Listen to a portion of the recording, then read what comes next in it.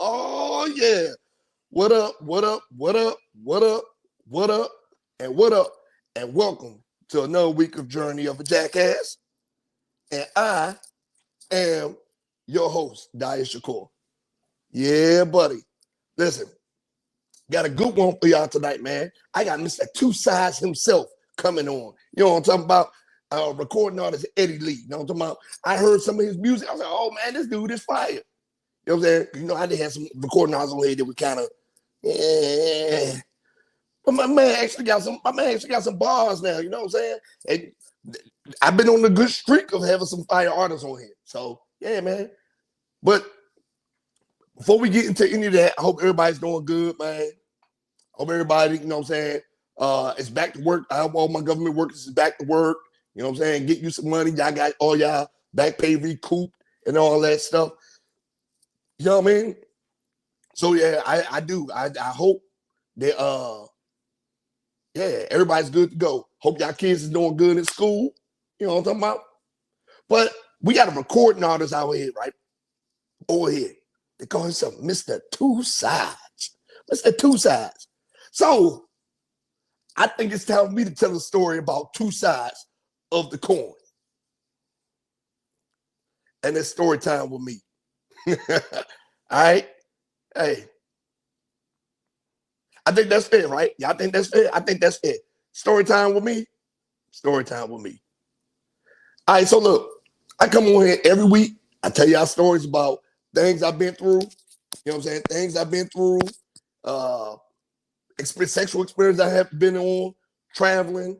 Like everything that I've been through, right? I come on here, share a little piece of it. I need to save something for my autobiography. Y'all know I'm an author, so I got to save something for the autobiography because it's a lot, right? Now, I'm going to tell you a story about when I was younger. And I learned there are two sides to every situation, right? The good and the bad, and then there's the bad and the bad. So let me tell you a story when I was younger, right? I was a wild kid. I like to go outside. I used to play. I like to play. You know what I'm saying? Go out there, get in trouble. Man, we used to go nigga knocking. Boom, boom, boom, boom, boom. Egging people's houses. Throwing toilet paper. Egging buses. You know what I'm saying? Doing all that stuff. Doing what young hood kids do, right? So one day, we was like, it was this lady that lived up on the corner. Man, she rested because she died a while ago. She was old back then. And we used to always mess with her. It was that we used to always mess with her. Like, yeah, you know, we're going to go over here. We're going to throw some toilet paper over there. We go over there. It got to a point where she had to put a fence around her front yard. Because we used to go up there and mess with her so much. Ringing the doorbell, run, blah, blah, blah. And she knew who it was. It was a lot of kids around the neighborhood at that time. Now it was more like, you know what I'm saying? Not as much older kids are there, but they just don't come outside, right? So one night, me and my friends, out there being dumb, just got us a little UU. If you don't know what a UU is, that's back in the day, that's like, you know what I'm saying, little stolen whip, right? So we out there riding. We're young at this time too, right? Doing dumb shit. Like we're doing dumb shit. Riding around. I remember like we used to do shit like take one wheel off of somebody's car just because. Like it was just dumb shit. And then we went, and you know what I'm saying? Like it was just dumb. But there's two sides to every coin. Because you see how it turned out all right. A lot of stuff I did in the street, it turned out all right. So it's the good, the bad, but I don't talk about the bad and the bad, right? So anyway, man, one night, we are out, nigga knocking, doing what we do, ringing on doorbells, you know what I'm saying? Ringing on doorbells. We ain't never slashed nobody's tires, nothing like that. We wasn't that reckless, right? Hopping in people's backyards. We used to hop in people's backyards and play basketball when they weren't home, stuff like that, right?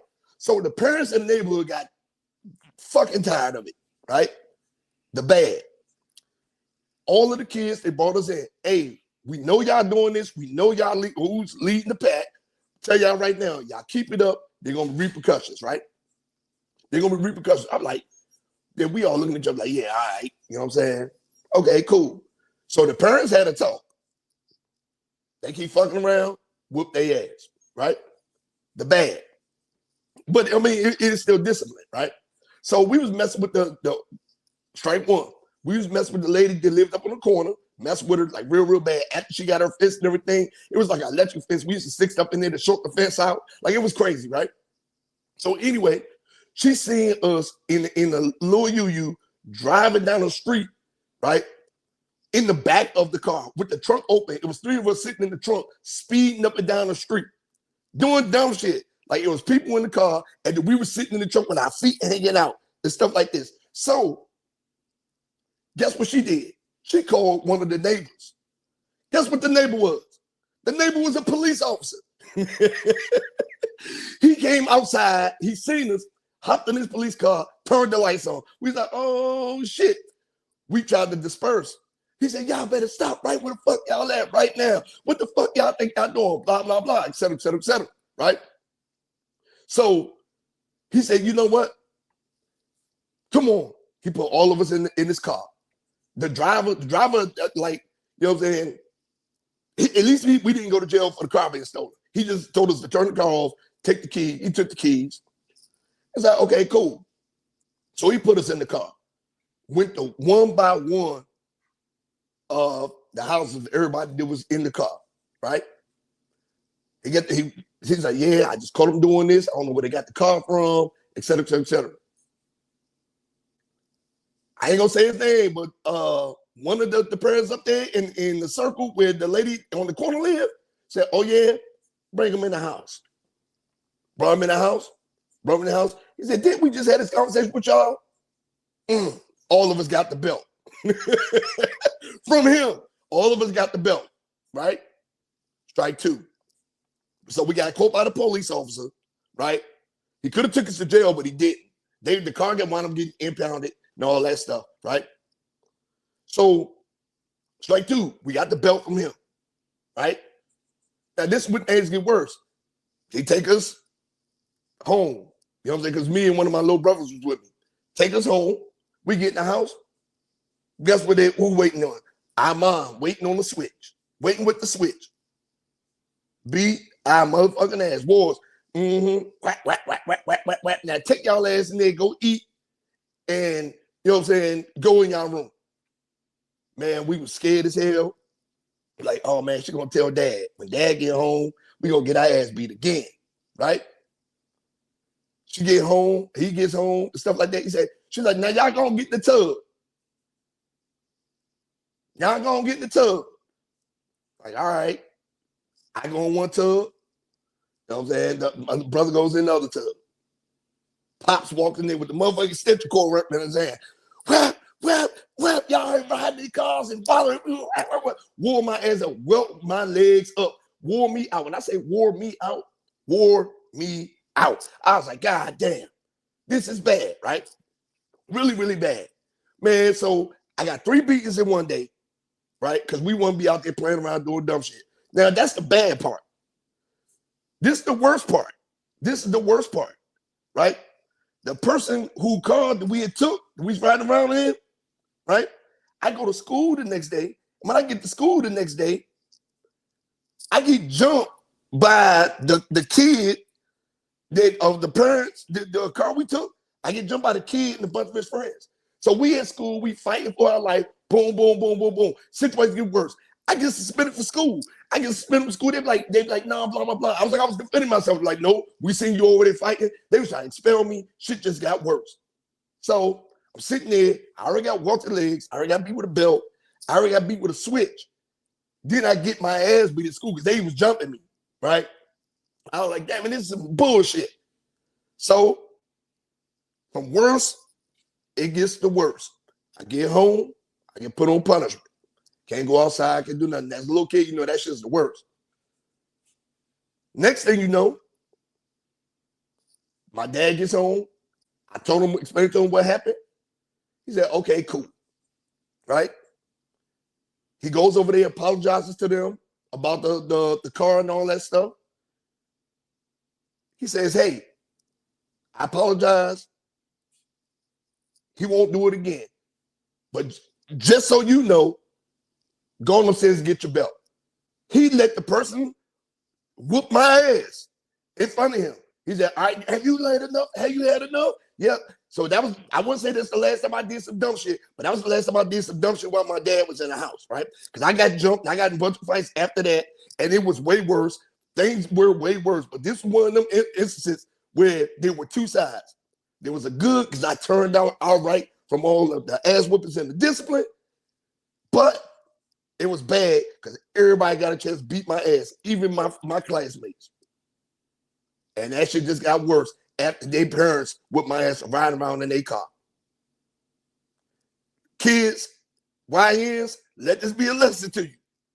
There are two sides to every coin. And luckily, I didn't go to jail. So guess what? That's story time with me. There are two sides to every coin. I could have went to jail that night, anything. But luckily, we had a tight-knit black community where everybody could get it. Teachers could give it to you. Everybody could give it to you. They need to bring that shit back. I'm just saying, they need to bring that shit back. That's just me. I'm just saying. That's story time with me. Yeah. So tonight, I just told the story about two sides of the coin, right? And things turned out all right for me, but there was a lot of discipline in the meantime. I was doing bad shit, but good shit came outside of it. So there are two sides to every coin. It's the heads and the tails, right? So I think it's official to bring in Mr. Two Sides himself. You know what I'm saying? I got a recording artist, man. Fire recording artist. Man, listen, I would like to see him and Kyrie do some songs together, man, because y'all already know. You know what I'm saying? I think it'll be fire. You know what I'm talking about? So anyway, coming to the stage, you know what I'm saying? Mr. Two Sides himself, recording artist, Eddie Lee.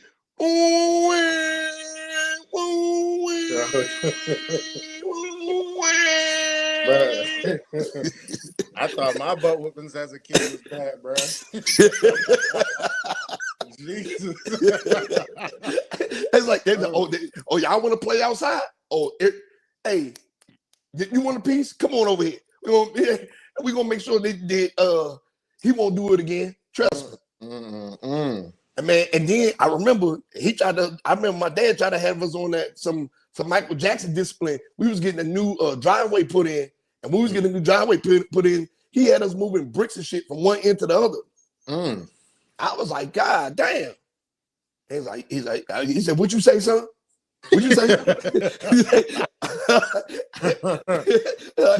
Not like that. Nothing, Dad. Nothing. Like, all right. He act like he didn't hear me. I got in the house. He heard me. I got that belt. I was happy when I outgrew the belt. Like it just stopped hurting. I was like, damn. I just looked. I'm like, all right. They said, "Well, are we done yet?" Like, hey, one thing I didn't outgrow was the extension cord though. I'm like, man, listen. It got the point. It got the point. I was like, you hit me with that motherfucker. Get up, call the police. Oh man, I don't think anybody outgrow the extension cord, bro. That's just not meant to meet human skin. No. I'm talking about, especially when you fresh out the bathtub. No, Jesus. Oh yeah, that was child abuse. Well, if you listen to this conversation right now, luckily there's statute of limitations. My parents probably should be in jail.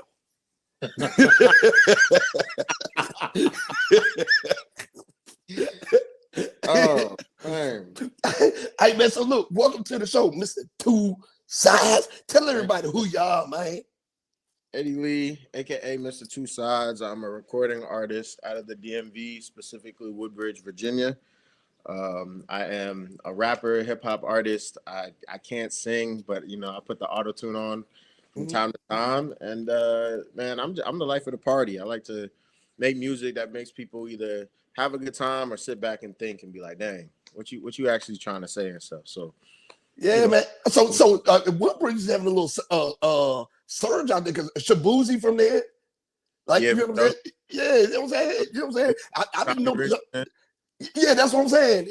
I'm starting to see a lot of artists come from the Woodbridge area, Hoodbridge. Should I say Hoodbridge? Nah, we're not even gonna get into Hoodbridge. Now look, the hood is everywhere, but like I would say I would say if you grow up in Virginia, specifically Northern Virginia, then you understand that like there's a duality between like affluence and hopelessness. You know what I'm saying? So the haves and the have-nots, and Yep. like, but the have and the have-nots could literally be a street apart. You know, it's not like a, you know. So I'm not gonna say it ain't nothing that go on in Woodbridge. I'm just gonna say that, you know. So you know what's crazy about that to me though, right? Like literally, what's crazy to me about that is like you go on one side, it's like rich people living on yachts, it's like Occoquan and all that stuff, and then you got Stafford and all that stuff right there, and then you got like Lorton and all that stuff right there, Yeah, and yeah. then you get the Woodbridge. It'd be like that's where all the traffic's at. And that's where clubs getting shot at because people out there shooting. I'm like, what's going on in Woodbridge, man? Hey man, we are a rambunctious bunch. Like it's a melting pot. You know what I'm saying? We get a little bit of everybody, and not everybody likes everybody. You know, and everybody got guns. So you know,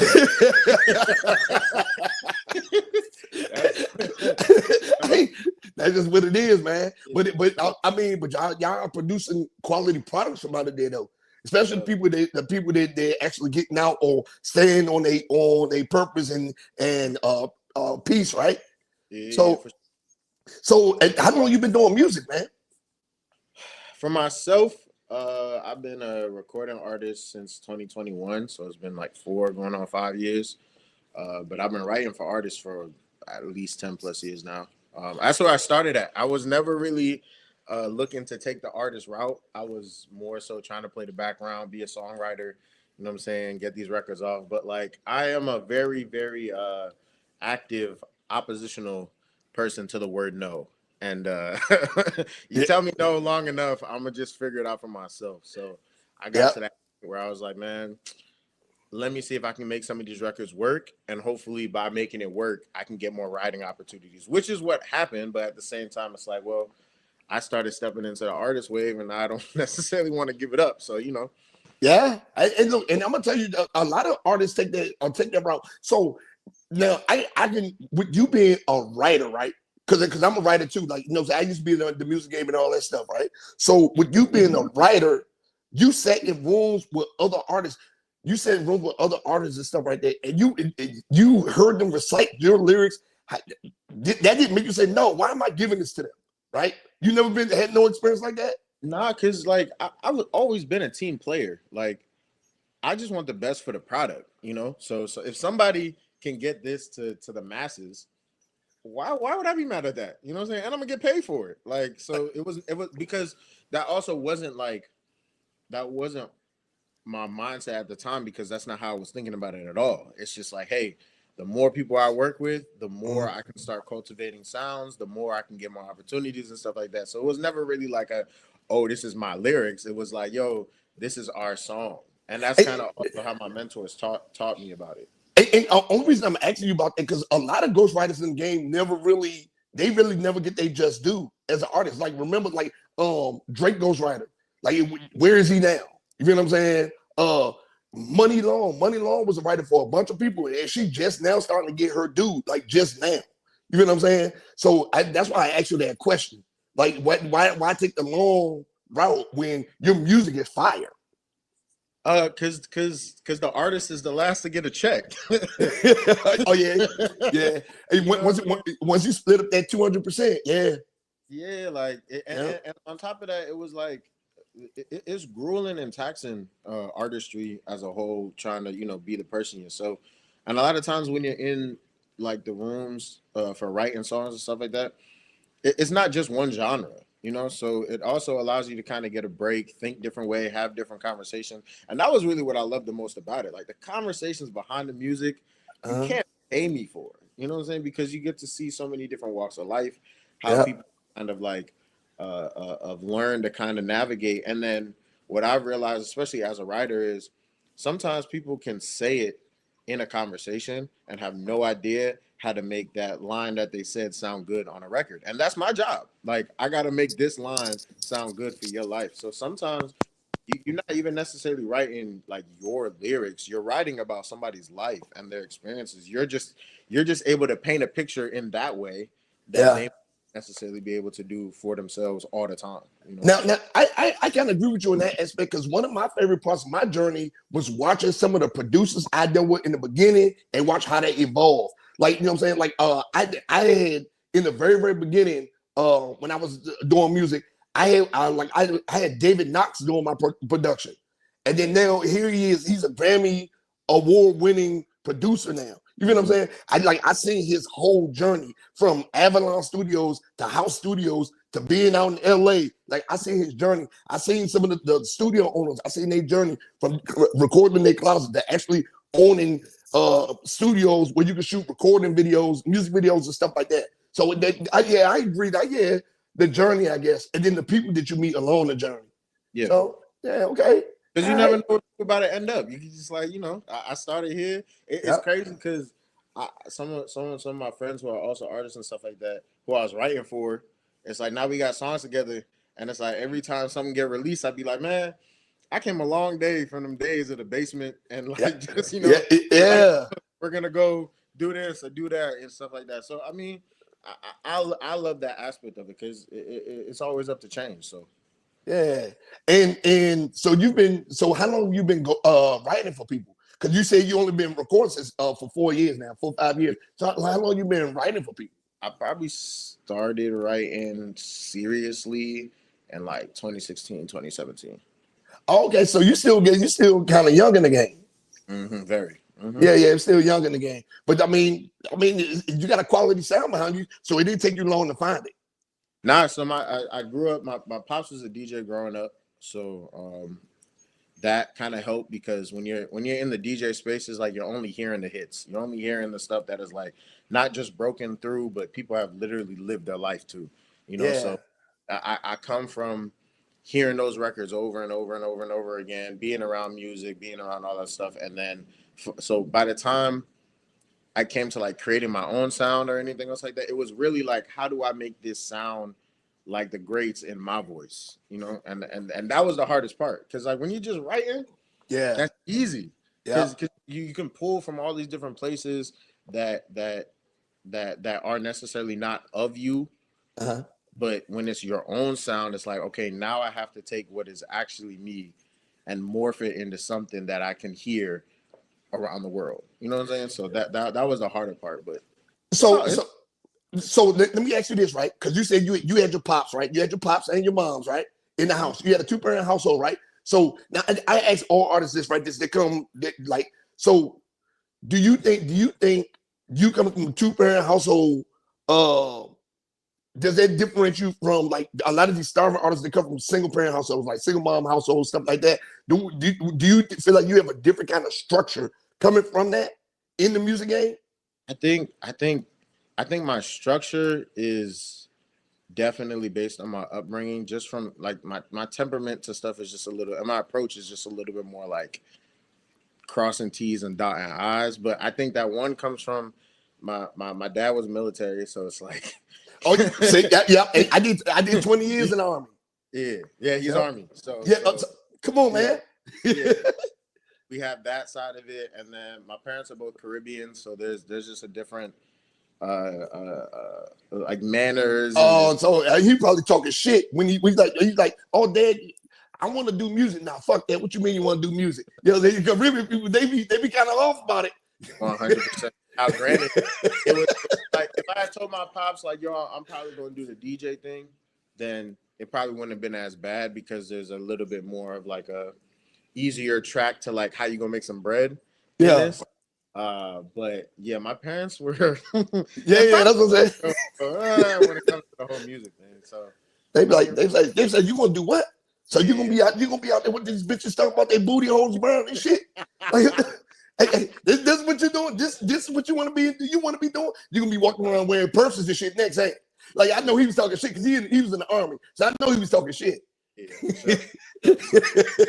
they definitely provided a good level of structure though, because it's just like everything kind of had to be right in order for things to move forward in our household. So when it comes to music or just kind of like my presentation and stuff, it's like I'm trying to make it as right as possible so that I can actually move forward.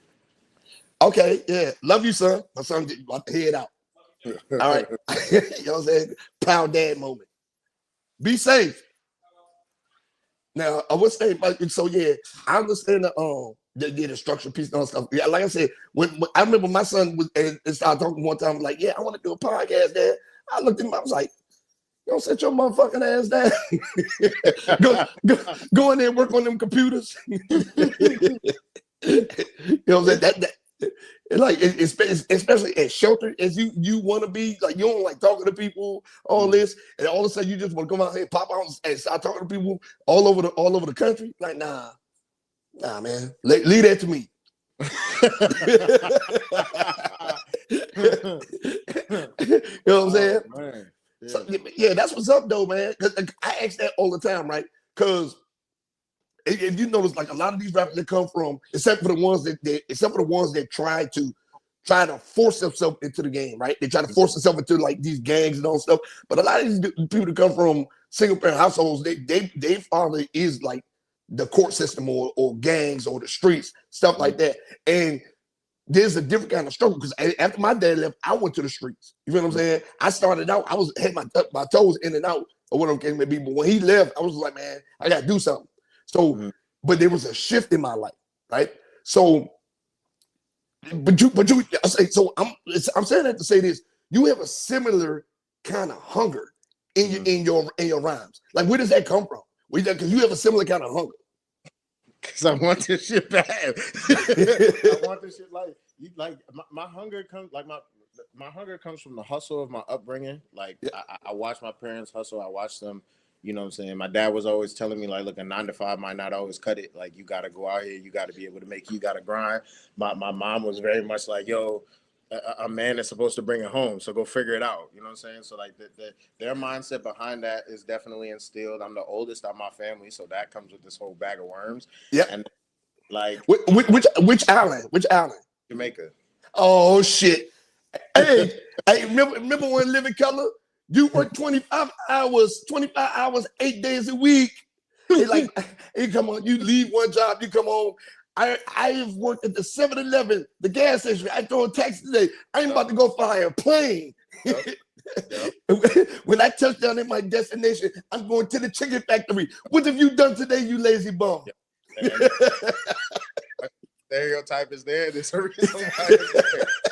So it's like growing up and seeing that, and then like being in a profession where like the hunger is the only thing that like is gonna give you the pat on the back or give you the satisfaction. I have no choice, like do you or not. And I remember, you know, when I ran into like my management and stuff like that, they was like, yo, do you want to be a pizza delivery boy or do you want to be an artist? You know, and like the mindset behind that is like you can chase a regular life and there's nothing wrong with that. Yep. But if you're gonna chase this, you better go for it because you don't got got much opportunity unless you go out and create it. So and so I respect that so much. You know why? Because I started out as a solo artist, then I joined the group, and it was 4 of us, and then I knew I was gonna set myself apart from them because we started recording music when we was not rap, right?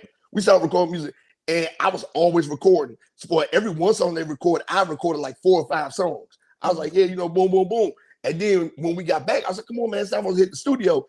Everybody else had something else to do. I just kept going and kept going and kept going. Next thing you know, album after album drop, mixtape after mixtape started dropping. And I was like, hey, man. I was like, yeah, I told y'all.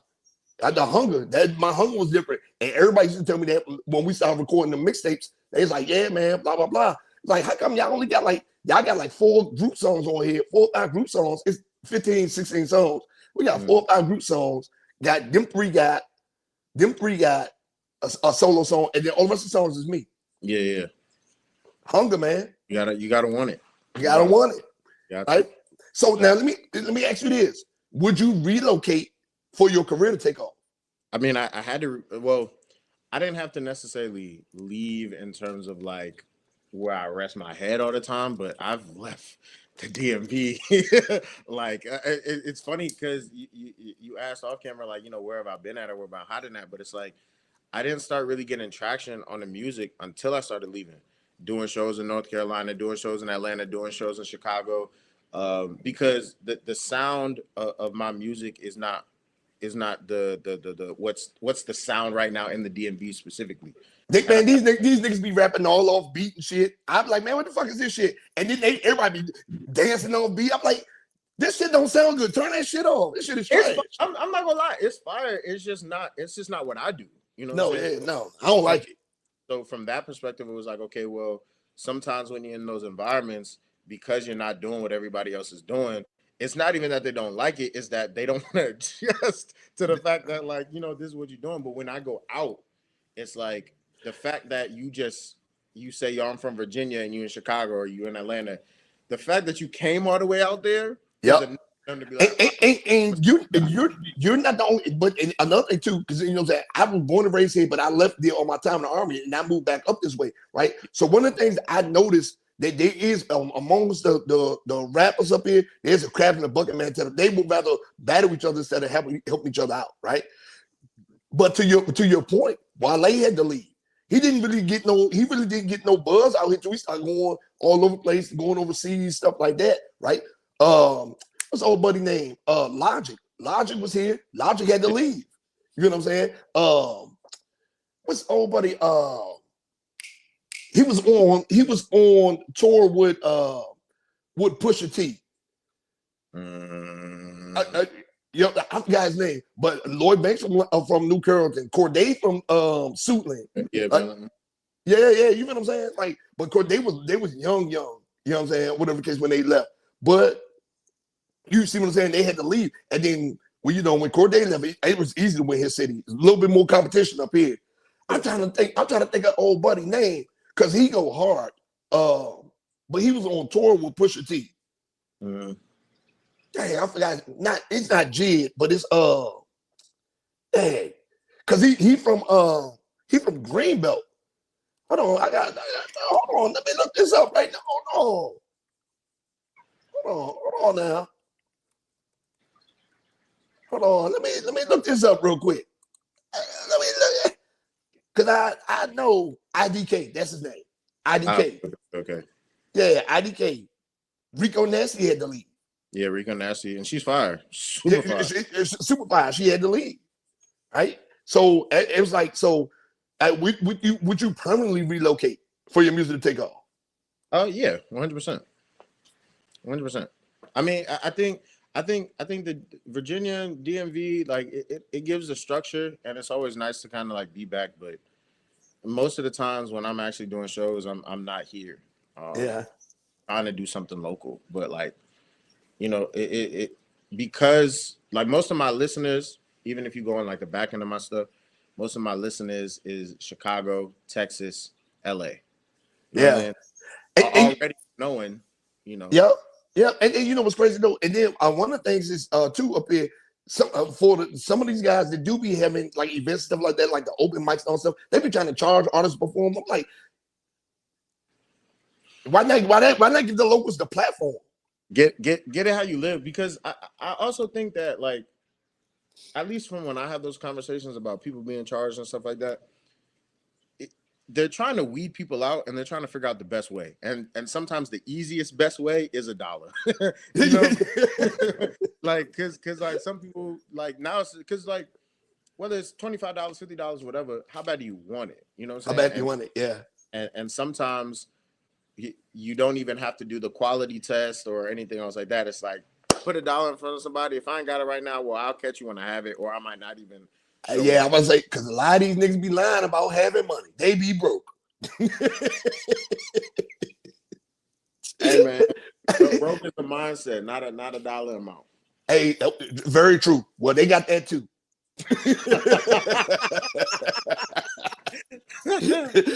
Shit, what you talking about?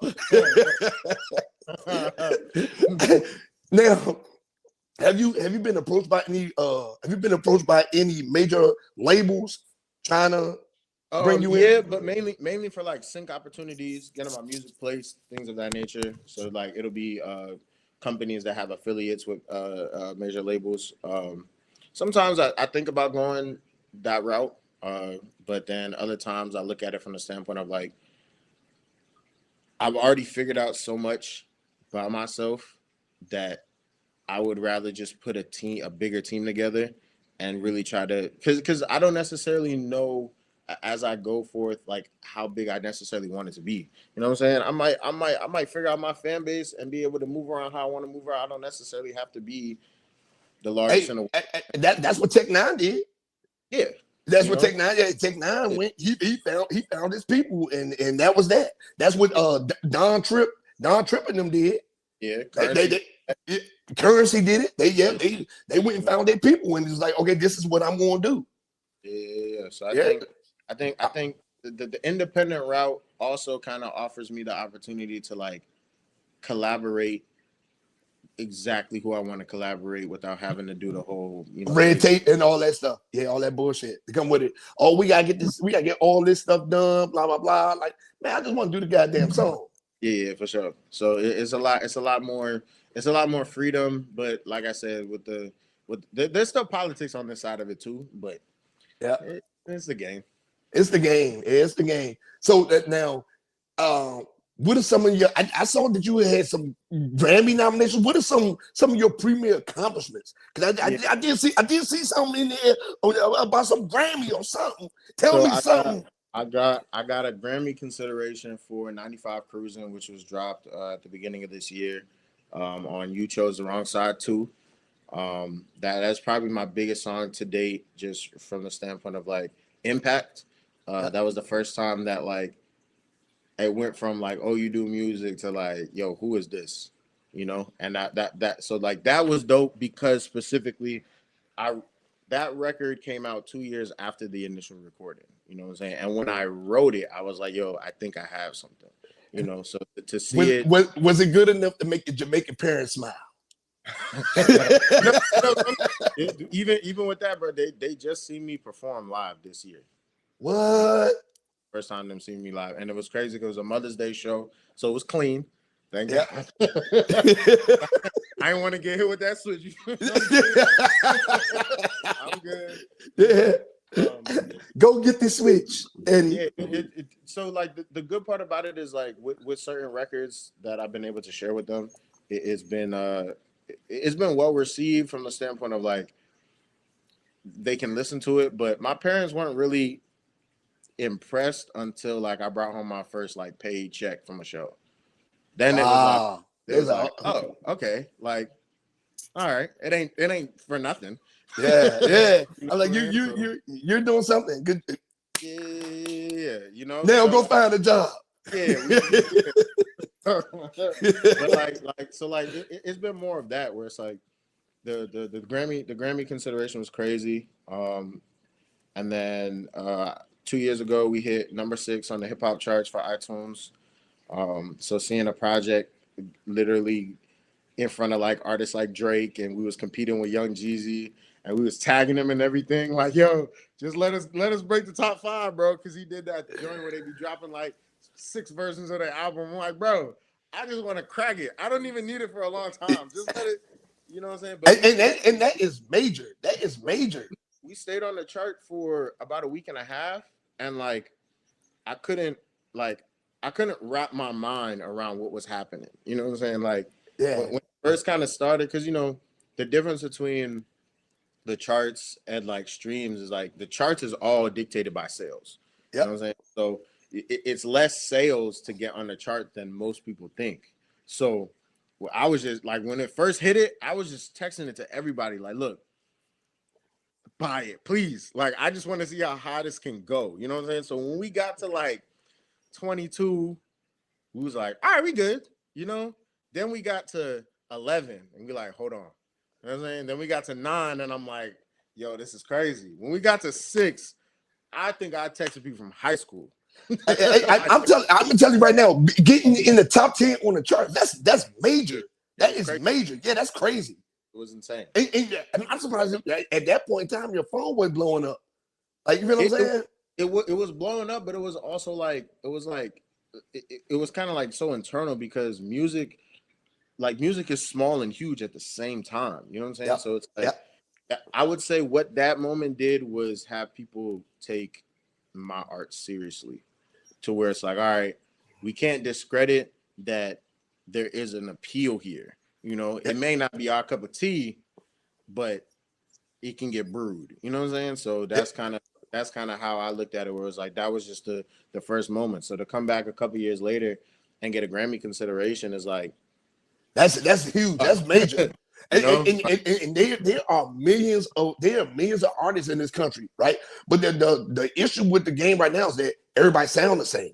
So if you coming out with a different, why do you think like people like that Mexican OT, Big X, like these dudes are setting themselves apart? They don't sound like nobody else. You know what I'm saying? So yeah, man, you don't sound like everybody else. So that's a plus. When the Grammy, these are a bunch of older people, like they hearing it, you know what I'm saying? They hearing it like, okay, he don't sound like this racket over here. What do you got going on? You know what I'm saying? And I think that's part upbringing, part like my own flavor, and then part like songwriting from the standpoint of like, you know, it works from multiple genres, but you also don't necessarily want to like bite it to the point where people are like, oh God, we've heard this a million times. And then my upbringing was a lot of reggae music. Yeah. So like that is also kind of imprinted in how I kind of approach reggae as a whole, dancehall as a whole is a very like flamboyant, boombastic, loud, just all over the place type of energy. So it's like when I'm approaching lyrics and rapping and everything else like that, if I just do it like one way or one tone or whatever, I get bored, you know? Yeah. So like, Yeah. all right, I kind of go into it's like, all right, let me switch it up or let me change it and let me add a little bit more personality or flair just to kind of really sell what I'm saying, not as the truth, but like I really want to paint the picture. Like I want you to see it before you ever actually need the visual. So that's what a lot of the inflections and all that stuff allow me to do, because like painting the picture is the most important. Like I kind of envision it almost like I'm a cartoon character, you know what I'm saying? And like yeah. get mad, you see the steam, and when I'm happy, you see that, you know what I'm saying? Like I want that in the music before anybody sees a music video, so that by the time that they're listening, like, yo, who the hell is this person? Like most people now be like, bro, all of this was you? I'm like, yeah, this is all one person with these voices. But it's like what I've learned is that these are the natural inflections of my voice. So like if I get super excited, my voice goes up. So like if I'm coming and I'm trying to like be like arrogant on a track, I'm gonna just pitch it up. Like, yo, ain't nothing more, wild than when somebody podcast. Podcast 101. It's like, man, what the hell you in there doing? I'm doing an interview. Call me back. I'm doing an interview. But yeah, so it's just, and then, but like there was the Caribbean style influence, but then there's artists like Missy Elliott, Busta Rhymes, who like they embodied what they were saying and what they were doing, that it allowed you to just you feel them instantly. Instantly. Like, I wanted that from my records, where it's like, yo, I don't want it to be a question of if it can cut through. It's I'm talking about like, I'm glad you said that, because I remember when Leaders in New School was I was like, oh yeah, he's the guy. Busta, I was like, yeah, like he's the guy. You know what I'm saying? So yeah. So who? Speaking of them, who would be a dream feature for you? Damn, that's hard. Go ahead and say Meg or somebody like that. Nah, it gotta be somebody. It gotta be somebody you want to crack afterwards. That's toxic as hell.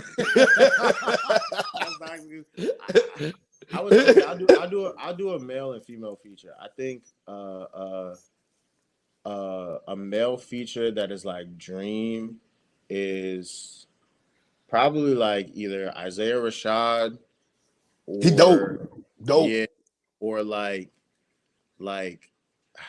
honestly, Takeoff from the Migos, God rest the dead. Like I used to love how he rapped. Like, bro, he was just different. I'll say that. Or Wayne. Like I'm a huge Lil Wayne fan. Even after this that Garbage Carter 6 came out. No, bro, I'm gonna be honest. When I think of Wayne, I think of Wayne from the standpoint of like Wayne should have came back like how Jay-Z came back and just made working for a Wayne verse be the thing. You know what I'm saying? Because he's killed all his features. Yep. it's the full length projects that get a little shaky, but like Wayne is still And, going.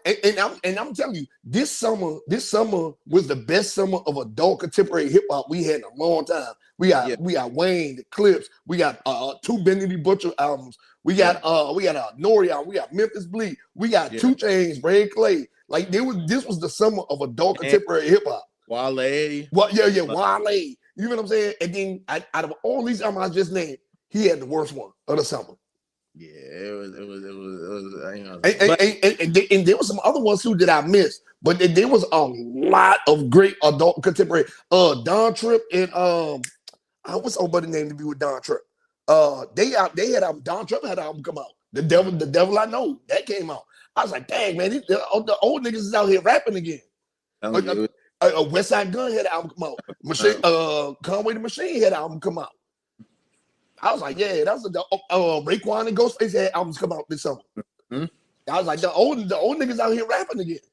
Yeah, look, but we're getting to that stage where it's like rappers finally getting old enough to where it's not like the ageism that it was. Yeah. So like now people are appreciating the longevity of like what these people have done and what they can still continue to do, because good music is good music.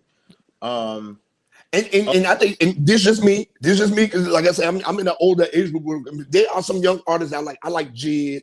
I like the Earth Gang. I like Corday. I like artists like that.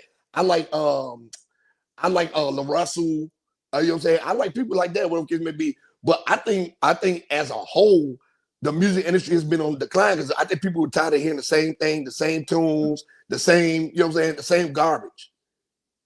So it's funny because I see this debate a lot online and stuff like that. I don't necessarily think music is on a decline, but I saw an interesting take where it was FD Signifier. Shout out to him. He was talking about how like music, entertainment, all of these things are no longer a shared experience, and that is where the problem really lies, because it's like, okay, I might be listening to the Chance album. Yep. But you listen to Jid.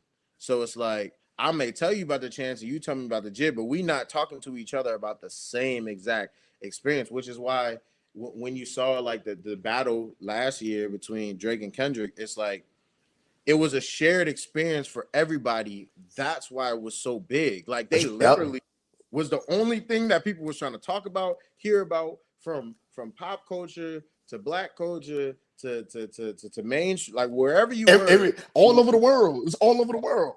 I think those shared experiences on a large scale is missing in music consistently.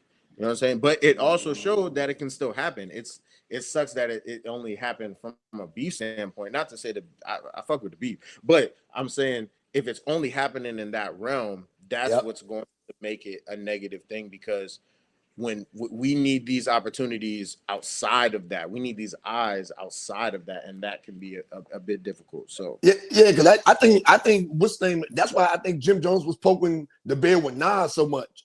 He was just trying to get it going, get that attention going. Nas like, man, I'm almost a billionaire. I ain't worried about you. yeah. So now we're at the segment of the show. Mm-hmm. Hold on, we're at the segment of the show where I have some questions. Okay. All right. Oh, I didn't answer this part. My female feature. Oh yeah. We forgot about that. Hold on. Yeah, we gotta get to that. A DMV native, Ari Lennox. Oh yeah, and Ari can get it too. Ari can get it too. Oh my god. Yeah, Ari can get it. Yeah. I was like, oh yeah, Ari can get it. Ari, if you see this, these are opinions.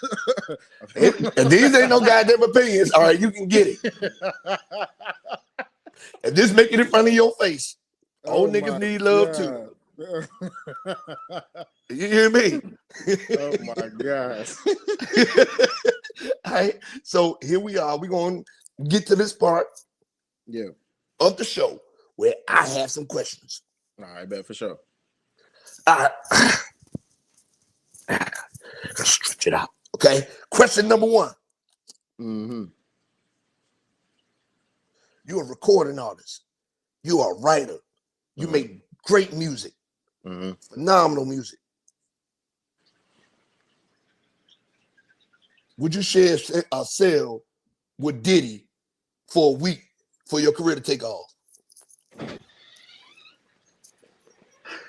Oh my God. You're pretty much asking me if I would sell my soul, and I'm saying no to that one. I'm sorry. I'm sorry. I'm talking about you can have all the money, you can have all the money, all the power. You can have it all. I'm talking about a trick bag. You know what I'm saying? And you Grammy nominated, you know what I'm saying? You can have look what he did with Rick Ross. That's cool. I've gotten one song considered, so I can get nominated. You feel me? but think about the influence he would have on your career moving forward. But my soul, I need my soul to make it. So you would go to none of his parties and nothing? The freak offs? You wouldn't go to no freak offs? Baby on up, baby on up. You know what I'm saying? Y'all look. Did he giving the old heads a bad name, bro? Y'all on some weird shit. hey, extra weird. When I mean, and somebody was telling me about like in the trial, he's like, yeah, man, he used to have dudes bust all on Cassie and shit taking it, wipe it all over his chest. I'm like, what the fuck kind of freaky shit this nigga on? Freak ass nigga. Yeah, freak ass nigga. What's wrong with him? Nah. Well, he in jail where he belong. He's probably having fun in there.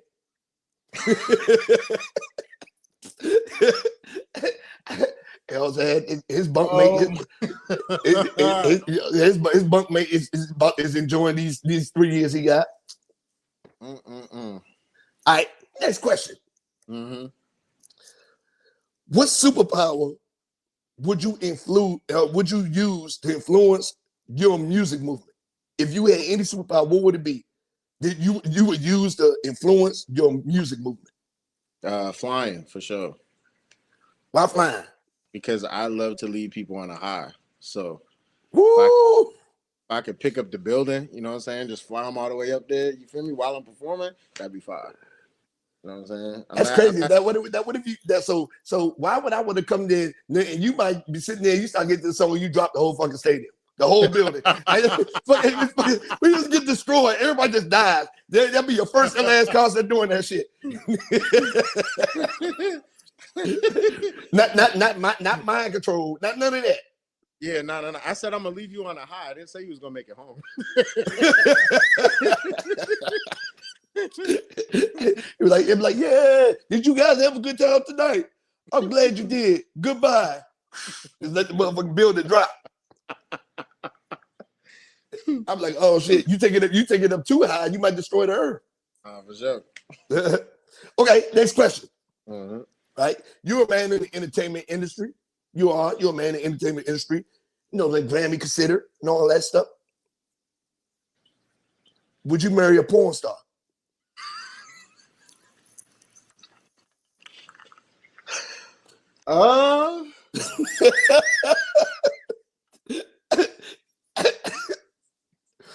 I support my sex workers out here. You know what I'm saying? And like, oh shit, here we go.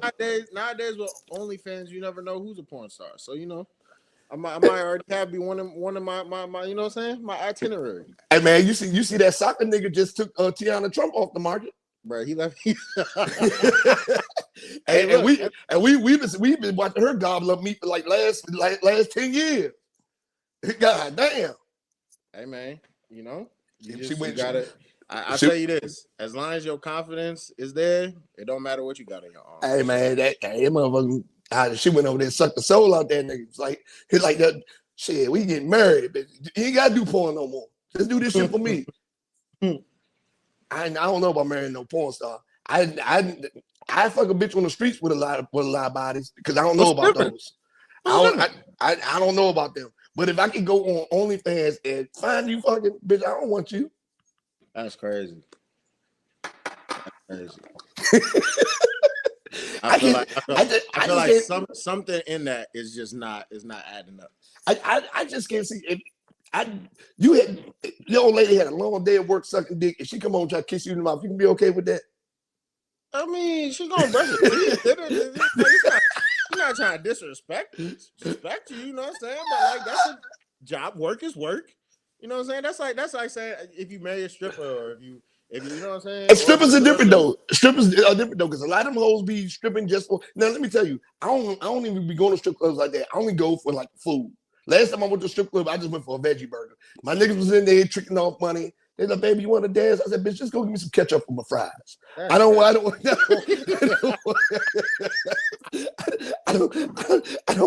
no dance. Get out of here. You know what I'm saying? I don't be getting down like that. So yeah, but yeah, no. Horizons, man.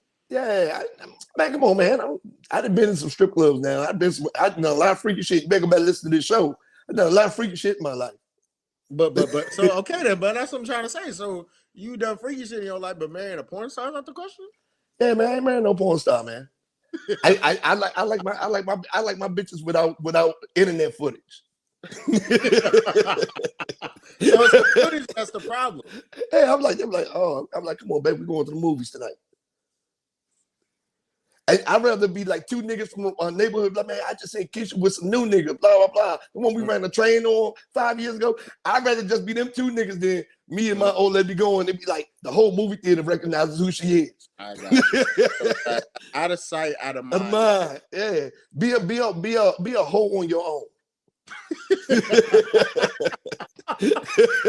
Understood. I got you.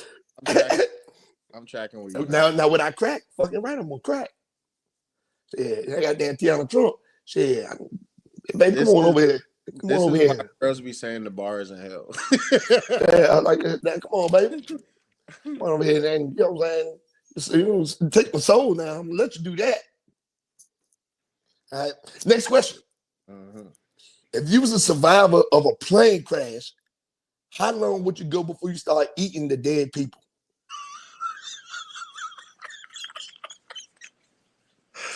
Oh shit!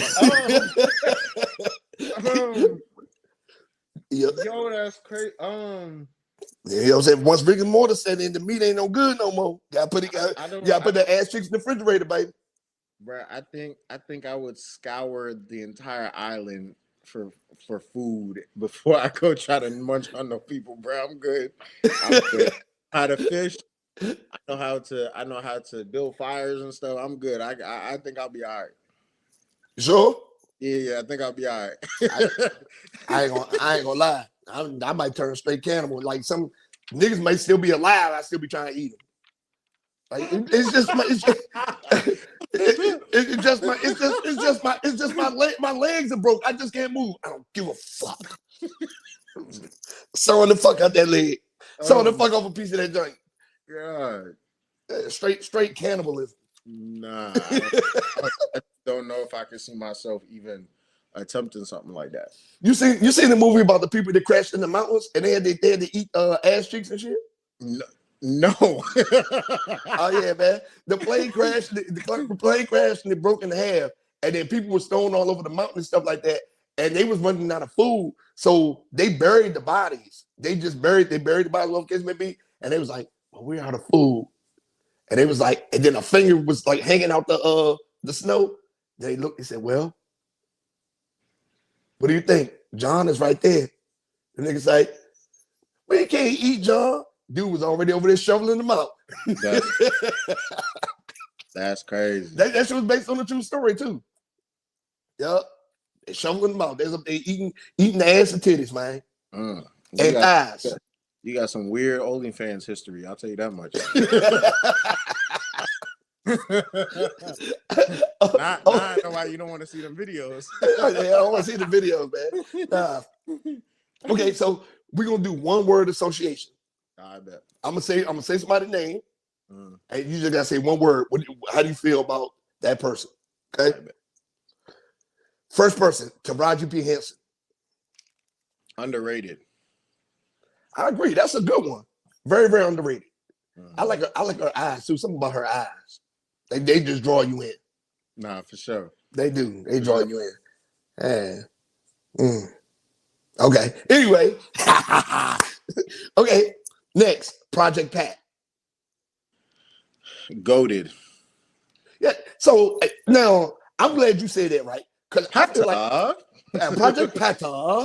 I feel like Project Pat is one of the most underrated guys to ever touch a microphone. Like for real. I'm glad you said that because I opened up for 3 6 Mafia when it was in Alaska, right? And DJ Paul did show up. It was just Juicy J, Project Pat, and Lil White. And Lil White was so drunk he fell and like he did like he was standing, just fell straight back and hit his head on the goddamn, the little floor heaters. He hit his head on the floor heater, and they had to stand him up and sit him on the chair on the stage. So Project Pat was looked at him, seeing that shit, and Project Pat just took over the show. Project Pat took over the show. When I say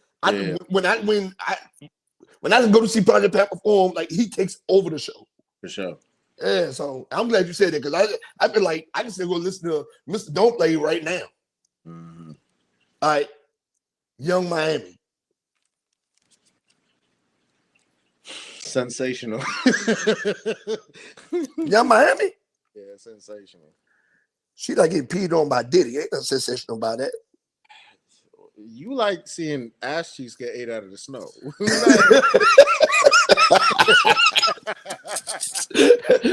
It was a movie. It was a movie. It was a movie. Okay. Okay, so you said sensational. I don't know if I can agree with that one, but I guess so. Because them city girls, the city girls had all these young girls out here chasing the bag. And they fucked the whole game up. Because now these hoes is all settling down, getting married, and the young girls still out here chasing the bag. But you gotta appreciate the fact that they was actually living their raps.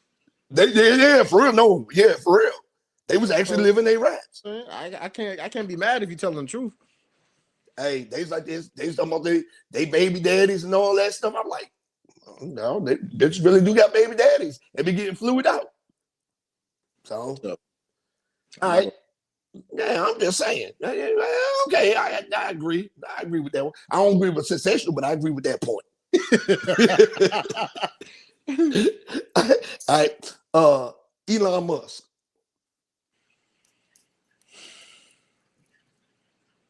Crackhead. Damn. He the richest dude in the world. He did that smoking crack. Bruh. I mean, okay. Steve Jobs was on drugs. He was. So you telling me, and he was in that tech stuff. So you mean to tell me the person who made cars, driving, making robots, was on Trump's team just to turn around and beef with him on Twitter? Ain't done nothing. I think he autistic.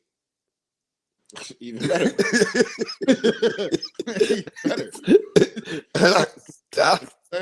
Yeah. You already think outside the box, you know what I'm saying? Yeah, my man is still trying to shoot rockets in the sky and all that. All types of crazy shit. He's like, oh, we can put this thing in your head and then make your feet work. Like, damn. That don't, you mean to tell me you ain't gonna see somebody on the blocks and the same shit? Yeah, like damn. All right. Okay, next person. Suki Hana.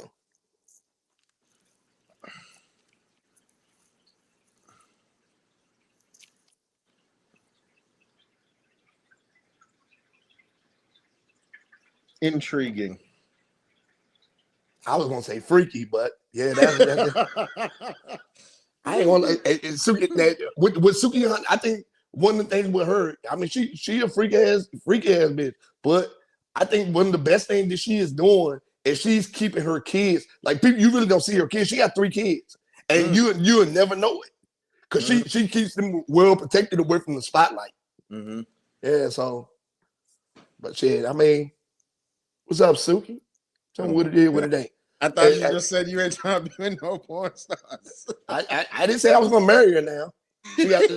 She got 3 kids. I ain't mess with no lady with no 3 kids. I don't care how much money she got. Yeah, that's Cardi B too. She got 4 kids. I don't give a fuck how much money you got. I hit though. Shout out to the baby mothers out there. Shout out to the baby mothers, the gently used ones, the gently used baby mothers. Not the ones that's just hard and ran through. The gently used baby mothers. Shout out to y'all.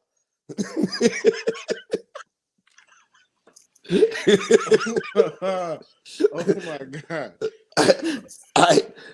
Dr. Umar. Polarizing. Polarizing. Okay. I, Yeah. I feel like Dr. Umar is a very like hit or miss person. Like there's certain points where you're like, all right, I feel you, and then there's some points where you're like, bro, what the fuck are you talking about? Like, but and you gotta repeat yourself. He's like, now if you want me to come on your show, now if you want me to come on your show, if you want me to come on your show, it's just, you know, and then it's hard because it's like it's all entertainment. So at the same time, it's like I be seeing certain things, and it's like I don't know how much of it is it's real or fake, and how much is it you just kind of putting on the show. You know what I'm saying? So I respect that he is the character that he is, and that he's garnered the attention for doing what he's doing. I just also look at it like, bro, I can't trust it. So I don't know. You're definitely a polarizing figure though. You're not gonna be in between. You either rock or bro, or you completely just like Black queens forever, snow bunnies never. Black queens forever, snow bunnies never. Yeah, polarizing is a good word for him. Okay, Tekashi 6ix9ine.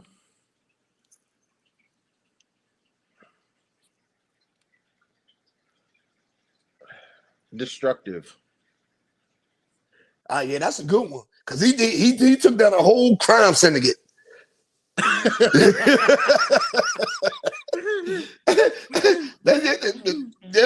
a good one. That's a very good one. Yeah, he's definitely somebody where it's like I feel like he's the type of person where it's like when they're breaking stuff, it makes sense. Yep. For sure. Okay, yeah, that makes sense. Okay, I like that one. Good. Okay, this one right here, Khalees. You better not sit there bad about my baby right there, Khalees. Boy, she be in Africa looking all fine. The baby, she was talking about her hair care product. We ain't looking at your hair care products, Khalees. If you at 43 years old looking the way you look, we not looking at your hair care products. And you just be walking around in them onesies and bathing suits. We not looking at your hair care products in your gardens. But Khalees. We're gonna say wonderful. Wonderful. Yeah, Khalees is spectacular. I give it all up for Khalees.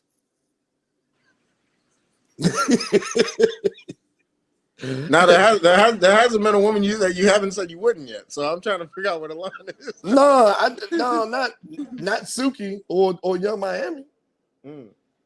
No, Young Miami, nah.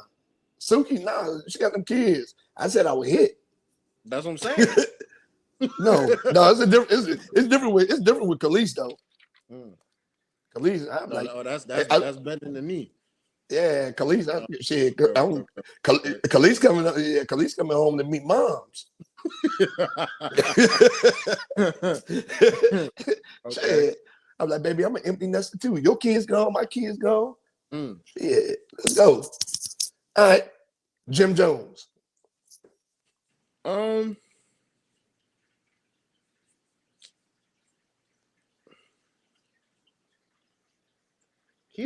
I would say anomaly. Why? That's a good one. Why? Because it's hard to pinpoint where he's at from like a not from an artist perspective, because I don't necessarily think he's really fallen off as an artist. Like, no, he still makes good music, but I think he makes good music and stuff like that. But he's the oldest YN in the game. Like his music still hasn't matured to a point where it matches his age. If it makes sense, I think it's an anomaly because I don't know if there's a clear messaging on how he wants to be received or perceived outside of like the gangster image, but like because I consider him more of a legacy act now. You know what I'm saying? Like off of name and talent over a long period of time, you've earned your status as like you're not just gonna say Jim Jones and people just scoff at it. You know, so. Yeah. Well, so this my thing right here though. But when people say that, I want you to think about this. When people say that, Jim ain't getting booked outside of New York like talking about. He may get a couple little shows here and there, like in Cali and stuff like that. But we're not going to Atlanta and Jim Jones will be down there performing. But I don't think you necessarily need that to because that doesn't X out the impact that he's had. Like no, it doesn't. Yeah, like even as somebody like I grew up here, but I was born in New York, so like my cousins was on Jim Jones. My cousins was on like the impact. Like you listening to records like A-Rap Money and all that type of stuff. You like, bro, you know who that off voice alone, you know who that is. So you know who it is. Yeah. I just think the perception side of it is like, okay, as you've kind of aged, what do you want the rest of the legacy? As somebody who's watched you from growing up to now, is like, what do you want me to get out of what you doing? Yeah, so, that makes sense. That makes sense. Okay, yeah, that makes sense. Okay, and then the last one, Iggy Azalea. Go ahead and say you'll swim in the milk. Oh my God.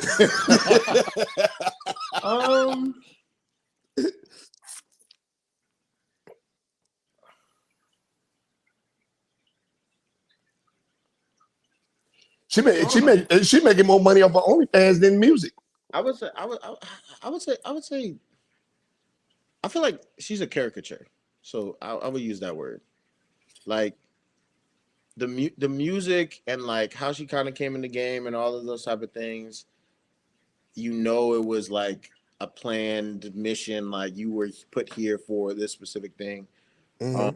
Now, from a personal standpoint, especially like when you see her on streams and stuff like that, I think she has a great personality, and you clearly see why she is a good entertainer.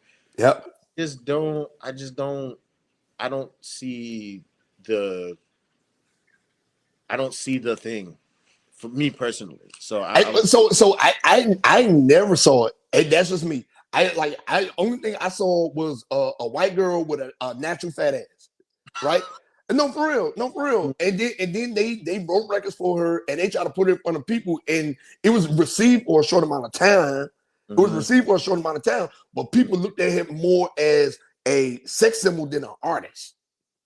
Which is the downfall of all female artists, I would say. No. Because look at Rhapsody, look at Scarlett. I like Scarlett. Mm-hmm. I like Amani Caesar. Like these girls, Rico Nasty. These girls can rap.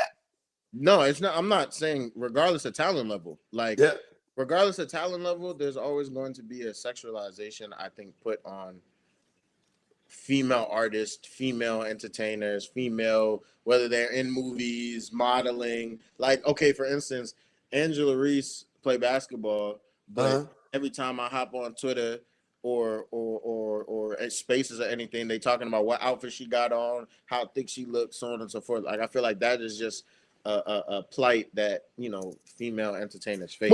So let me ask you this: do you think that's just a black thing though, right? Because niggas ain't doing that with Caitlin Clark. They're not doing it with Kelly Clarkson. They're not, you know what I'm saying? Like it's just our culture because like Iggy is in our culture. I think the culture definitely plays a part in that to a certain extent, but at the same time, it depends because we could say they're not doing that to Caitlin Clark or a Kelly Clarkson, but we could definitely say that at the same time they're not doing it in the same way we do it. You know what I'm saying? Like for instance, Taylor Swift, like her sexualization was the girl next door. You know what I'm saying? They're doing the same thing with like a Sydney Sweeney. They did the same thing with Billie Eilish, and they did that shit with Billie Eilish when she was young and just coming out. Like, like I think the and it's also kind of like a negative from the standpoint of like your proximity to the sex appeal also can determine how high or how low you go. Yep, that's right. I like because like you look at it from the standpoint of like even as beautiful as I think Ari Lennox is, a lot of the conversation around like her looks and all that type of stuff is not necessarily the most. I think she is beautiful. Ari Lennox. For sure. Ari Lennox. I'll just make it to you. But it just goes to show. So I think your proximity to certain conventional looks of or standards of beauty is the plight of what female entertainers, no matter what space that they face, you know. So I don't know if I say that to say I don't know if I can just put that on Black culture. I just think it's framed differently when it's other cultures outside of Black culture. But at the same time, Black culture is the culture, so you know they're gonna. Yep. So, hey man, well, that's all I got for you. That's all the questions I got for you, and I have some questions. Now, good brother, tell everybody where they can find you at. I bet you can find me on all platforms at Mr. Two Sides 11. And then you can find my music, Apple Music, Spotify, all streaming platforms. Eddie Lee, Go Stream 95 Cruising, Go Stream You Chose the Wrong Side too, and be on the lookout for Sophisticated Arrogance dropping early 2026. Hey, you got any shows coming up?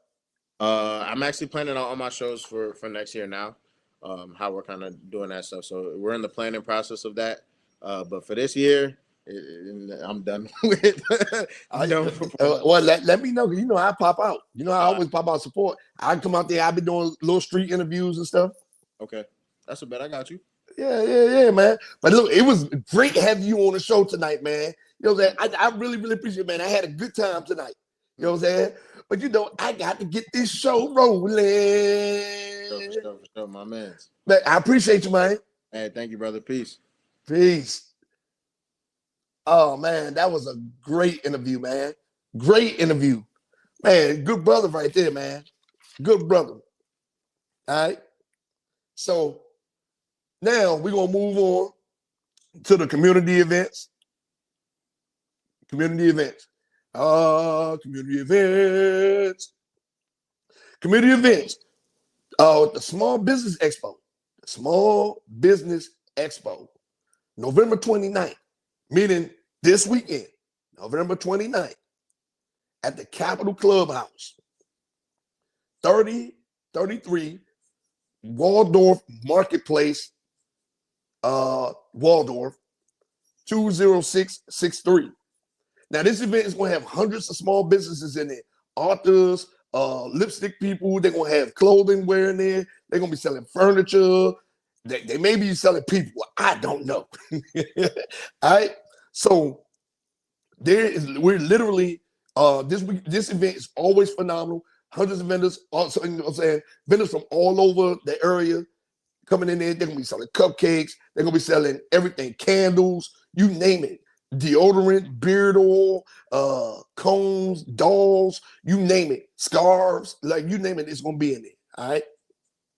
So again, Small Business Expo, November 29th, the Capital Clubhouse, 3033 Waldorf Marketplace, 20663, and it's from 10 a.m.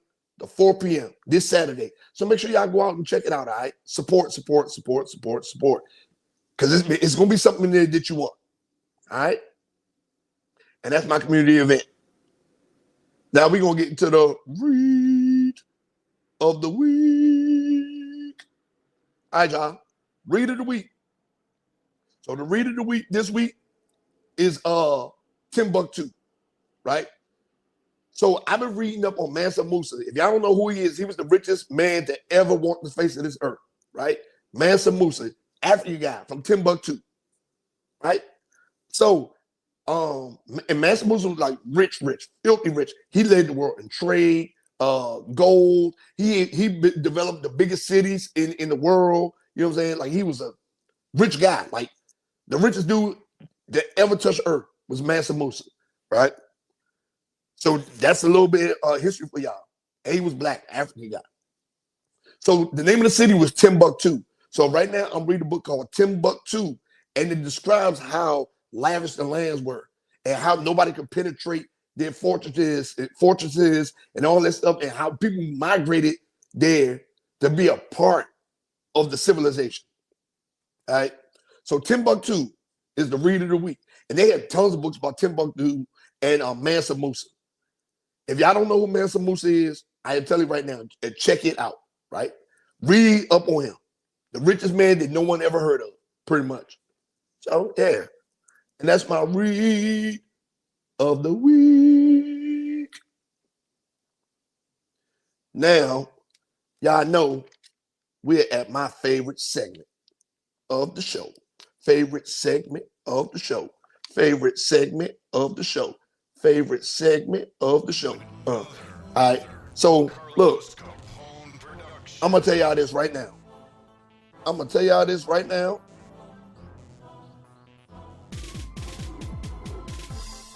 don't know what's going on with you motherfuckers out here.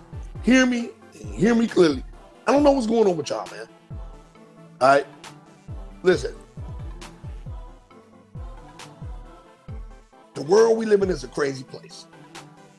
But a lot of shit y'all doing, I don't understand at all. This guy, he's 20-year-old dude. He's 20 years old, right? Why are you outside doing dumb shit at 20 years old, right? So let me tell you the first thing he did. He was arrested for a crash, right?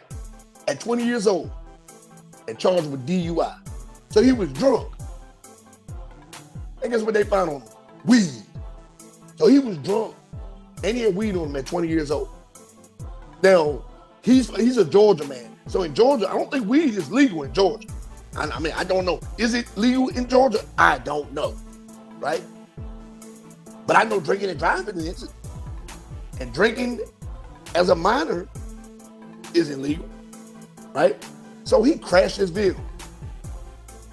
It's dumb, crazy, stupid, right? Got it.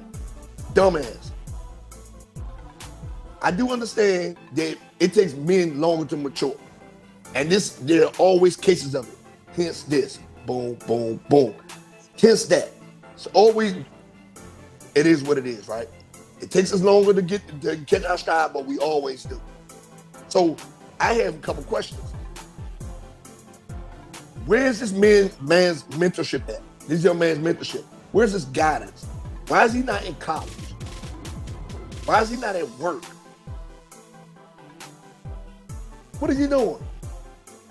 So that's strike number one for him, right? That's strike number one for him. So he was driving underage for a DUI after he crashed the car, right? And had marijuana on. That's strike number one. Strike number two. He was charged with receiving stolen property, right? And crossing county lines with stolen property. Had a car full of stolen property, man. Why and how? I don't get these young niggas. I don't. So you ride around drunk, high, crash the car, and boom, boom, you have stolen property in the car.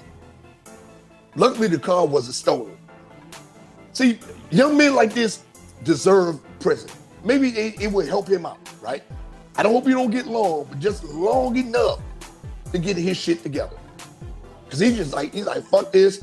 It's me against the world. Ain't nobody gonna tell me what I can and can't do. And he made sure that he upheld his end of the bargain. Right? So after crashing his car, did he leave the scene? No. Being drunk, having weed in the car, having stolen items in the car. Did he leave the scene? No. Remember, it takes us longer to mature as men and boys. Did he leave the scene? Fuck no, he did not. He stayed there. Stayed. So guess who shows up? Clayton County Police. Clayton County Police. So I gave you 2 strikes already. 2 major strikes. Clayton County Police shows up. And when they show up, he's still in the car. Instead of getting up and trying to run, instead of leaving the scene, he's in the car. Now, I know y'all see that nice, pretty gun sitting right there, right? Instead of him leaving the scene, instead of getting rid of the drugs, instead of getting rid of the stolen stuff, he grabs the gun. And guess what he does with the gun? He sticks the gun in his butt pussy. 2 out of the last 3 weeks, I found dumb niggas preparing themselves for jail, sticking guns in their butt pussy. Why would you stick this gun in your ass, sir? Instead of leaving the scene, instead of ditching the gun, instead of leaving the scene, instead of ditching the gun, instead of ditching the stolen property, you're gonna try to put the gun up in your ass. You know why? Because you know you're going to jail. You're going to protect yourself. Because these young niggas can't fight no more. All they do is this. Right? They don't dance no more. All they do is this. Sir, he gets down at strike 3. Now, this is why he's getting dumbass of the week. He gets down to jail. They in processing him. While he's in processing, this guy that's preparing himself for jail, sticking guns off in his ass, while he's in getting processed in, guess what happens? The gun slides out his ass.